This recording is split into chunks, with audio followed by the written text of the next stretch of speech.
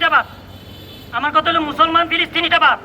একটা মা প্রেগনেন্ট, তার উপর বোমা মারা হইলো, তার সন্তানটা 100 মিটার দূরে গিয়ে পড়লো। আপনি ফিলিস্তিনের জন্য যথেষ্ট হয়ে যান।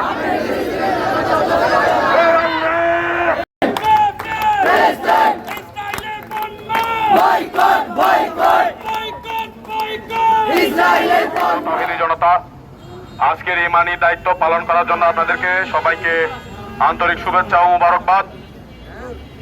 সম্মানিত তাওহীদি জনতা, ইসরায়েল একটি দেশ নয়, এটি একটি দখলদার সংগঠন। এটি কোন দেশ হতে পারে না।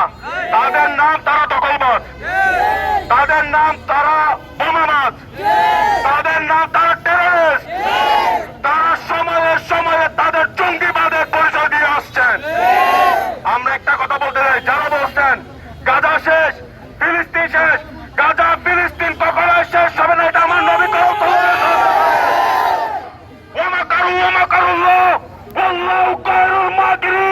অর্থাৎ সকল ষড়যন্ত্রের বিস্তার ভেঙে দিতে আমার আল্লাহ যথেষ্ট।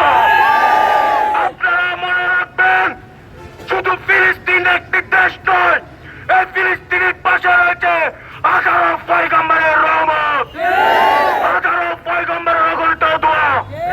এই ফিলিস্তিনের উপর রয়েছে স্বয়ং আল্লাহের কুদরত। এই ফিলিস্তিন কখনো জাতি থেকে নিঃস্ব হবে না। আপনারা এই ফিলিস্তিনকে যত নিঃস্ব করতে চাইবেন, এই ফিলিস্তিন তত আপনাদের মাঝখানে মাথা উঁচু করে দাঁড়াবে ইনশাআল্লাহ।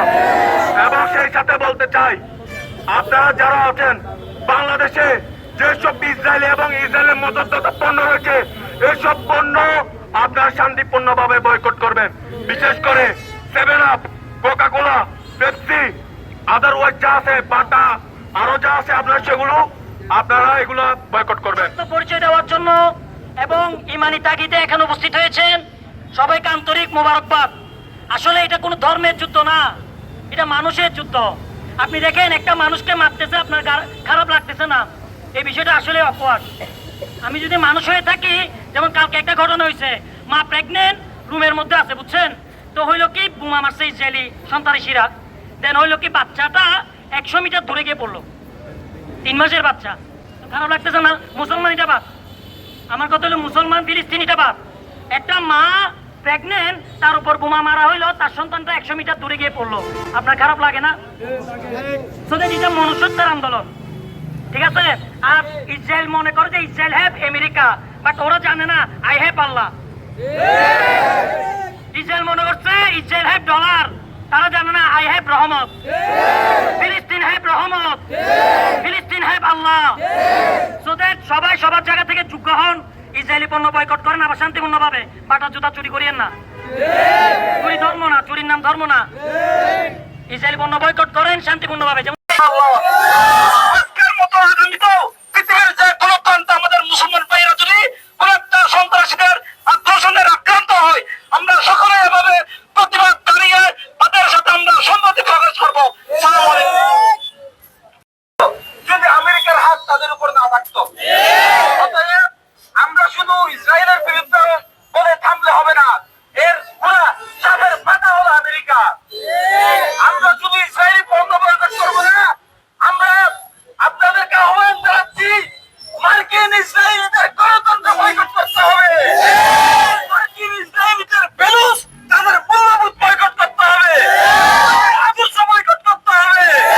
মার্কিন ইসরায়েলিদের গণতন্ত্র, সমাজতন্ত্র, জাতীয়তাবাদ, এগুলো আমাদেরকে বিভক্ত করে ফেলেছে। এই জাতীয়তাবাদ তারা আমাদের মধ্যে প্রতিষ্ঠা করার মাধ্যমে ফিলিস্তিন সংকটের সূচনা করেছে। এই জাতীয়তাবাদী ফিতনা আমাদের মধ্যে প্রবেশ করার মাধ্যমে তারা আমাদের মধ্যে বিভাজন করেছে। সুতরাং যতক্ষণ পর্যন্ত আমেরিকা সাপের মাথা দুর্বল না হবে, যতক্ষণ পর্যন্ত গ্লোবাল অর্ডার দুর্বল না হবে, ততক্ষণ পর্যন্ত ফিলিস্তিন নিরাপদ হবে না। আমরা আমেরিকা এবং গ্লোবাল অর্ডারের উদ্দেশ্যে স্পষ্ট বলতে চাই, আমেরিকা নিরাপদ না হওয়া, ফিলিস্তিন নিরাপদ না হওয়া পর্যন্ত আমেরিকা নিরাপদ হবে না।